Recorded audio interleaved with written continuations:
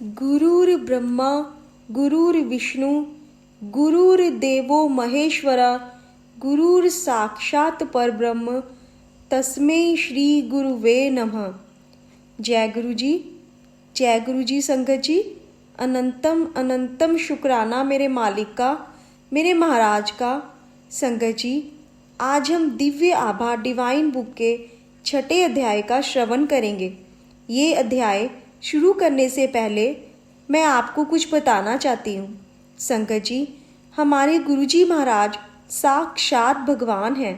संगत जी, स्वयं महाशिव ने सद्गुरु हमारे गुरुजी के रूप में इस धरती पर जन्म लिया ताकि वो हम सबका कल्याण कर सके। संगत जी, हमारे गुरुजी महाराज ने स्वयं को कभी भगवान नहीं कहा। वे यही कहा करते थे कि आप जिस भी शक्ति को मानते हो पूरे विश्वास पूरी श्रद्धा के साथ मानिए और अच्छे कर्म कीजिए। संगत जी, हमारे गुरुजी हमें भक्ति करने का, सिमरन करने का बहुत ही आसान रास्ता दिखाया। उन्होंने हमें कभी किसी रिचुअल्स में नहीं बांधा। वे हमेशा यही कहते हैं कि अहम और वहम से हमेशा दूर रहो और दिन के किसी भी पहर में, किसी भी समय में पूरे श्रद्धा भक्ति से आप नाम जपें, सिमरन करें। वही आपका अमृत वेला है। संगत जी, गुरुजी महाराज ने हमें अपनी शरण में लेकर हम सबके जीवन को परिवर्तित कर दिया।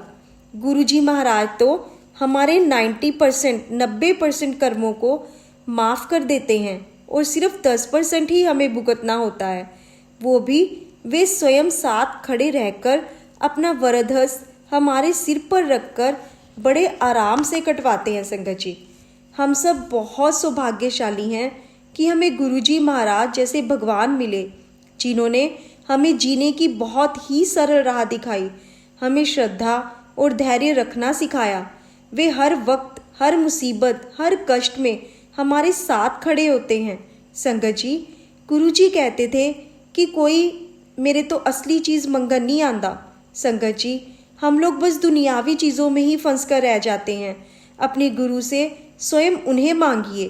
संगत जी, फिर देखिए संगत जी, आपको कुछ और कहने की या कुछ और मांगने की ज़रूरत पड़ेगी ही नहीं। गुरु का स्वयं पास होना ही एक बहुत बड़ा आशीर्वाद है। संगत जी, आज का सत्संग इसी तथ्य पर आधारित है। ये सत्संग गुरु जी की एक संगत श्रीमती अनु मुंजाल जी का है। तो आइए संगत जी, हम सब अनु मुंजाल जी के इस सुंदर सत्संग का श्रवण करते हैं। सबसे प्रिय एवं आदरणीय गुरु जी, मैं उस दिन का धन्यवाद करती हूँ जिस दिन गुरु जी मेरे जीवन में पधारे। अब मेरा जीवन परिवर्तित हो चुका है और ऐसा प्रतीत होता है कि शनै शनै सब कठिनाइयाँ भी समाप्त हो चुकी हैं। इसका कारण मात्र गुरु जी हैं, जो स्वयं सर्वशक्तिमान ईश्वर हैं। एक मित्र से उनके बारे में सुनकर नवंबर 2005 में मैं गुरुजी के पास आई थी। इस समय मुझ पर अनेक समस्याओं का बोझ था। वित्तीय, पारिवारिक और कई छोटी छोटी निरर्थक सी लगने वाली चिंताएं, जिनके कारण मानसिक तनाव और खिंचाव सदा बने रहते हैं। कुछ भी ठीक नहीं था। मानसिक संतोष का सरासर अभाव था। मैंने गुरुजी के पास जाना आरंभ कर दिया। जिस दिन उन्होंने पहली बार मुझसे बात करी, मेरा जीवन सार्थक हो गया। गुरुजी के प्रथम दर्शन के 2 माह उपरांत मेरे पिता को एक दिन अचानक चिकित्सालय में प्रविष्ट कराना पड़ा। उन्हें श्वसनस्तक ज्वर था और उनका रोग इतना गंभीर था कि उनके जीवन रक्षक उपकरणों पर रखने की आवश्यकता थी। चिकित्सकों के अनुसार उनके जीवित रहने की आशा मात्र 10% ही थी। उस दिन गुरुजी के मंदिर में जाकर मैंने मन ही मन प्रार्थना की थी। प्रार्थना करते हुए मुझे ऐसा लगा कि गुरुजी मेरे साथ चिकित्सालय गए, मेरे पिता के सब उपकरण निकाल दिए और उन्हें स्वस्थ होने का आशीर्वाद दिया।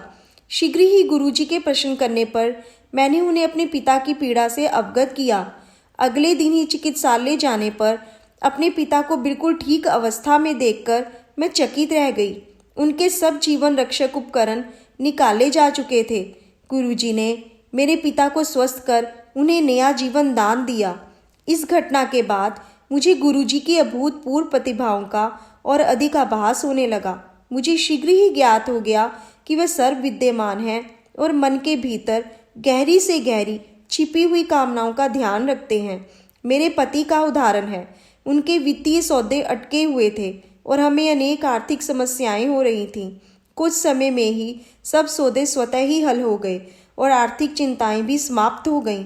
मेरी बेटी का स्वास्थ्य चिंता का विषय बना हुआ था। उसे मूत्राशय रोग की पुनरावृत्ति होती रहती थी। गुरुजी ने उसे ताम्र लोटे से आशीष दिया और उसका जल ग्रहण कर उसने रोग मुक्ति प्राप्त करी। मेरे घुटनों में इतनी अधिक पीड़ा रहती थी कि सीढ़ियां तक नहीं चढ़ी जाती थीं। उनके दैवीय प्रभाव से वह भी समाप्त हो गया। मेरी एक घनिष्ठ संबंधी ने भी उनकी कृपा का अनुभव किया है। वह ब्रिटेन में अपने पति के साथ रहती थी, किंतु ससुराल के कुछ सदस्यों के कारण उसकी अपने पति के साथ अनबन थी। अंत में वह अपना घर छोड़कर वापस भारत आ गई। उसने अपने पति से संबंध विच्छेद करने का मन बना लिया था, किंतु गुरुजी की दया से यह अनहोनी घटना होते होते बच गई और उनका दाम्पत्य माधुर्य पुनर्स्थापित हो गया। वास्तव में उसके पहले दर्शन के समय ही गुरुजी ने उसको उसके नाम से संबोधित किया। यह इस बात का सूचक है कि गुरुजी का अलौकिक प्रेम किस हद तक है। किस प्रकार से गुरुजी हमारे गूढ़तम प्रश्नों का उत्तर देते हैं और हमारे मन की समस्त भावनाओं का ज्ञान रखते हैं।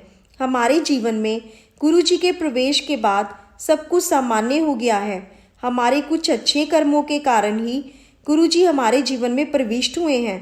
अपने चारों तरफ हम सदा उनके रक्षा कवचों का अनुभव कर सकते हैं। वह आकस्मिक विपदाओं और आपदाओं से सदा हमारी रक्षा करते हैं। उनके कारण ही अनेक समस्याएं स्वतः ही हल हो जाती हैं। वाय स्तोत्रों द्वारा उत्पन्न विघ्न स्वयं समाप्त हो जाते हैं। और तो और मेरी छवि, दृष्टिकोण एवं प्रवृत्ति पूर्णतः परिवर्तित हो चुके हैं। मुझे जीवन में गुरुजी के आने के पश्चात पूर्ण शांति की प्राप्ति हुई है। अपने आश्रय में रखने के लिए हम कृपालु गुरुजी का हृदय और आत्मा से धन्यवाद करते हैं। चूंकि यह जीवन उनके बिना असंभव है, हम उनके अति आभारी हैं। हमारा अस्तित्व यह लघु जीवन उनके बिना अर्थहीन है। उनकी कोई समानता संभव नहीं है। गुरुजी मानव शरीर रूप में परमात्मा हैं। इस जगत में हमारे कल्याण और सर्वोच्च हित के लिए ही उन्होंने यह रूप धारण किया है। जय गुरु जी संगत जी। आज की सेवा के लिए बेअंत शुक्राना मेरे मालिक का, मेरे महाराज का। जय गुरु जी।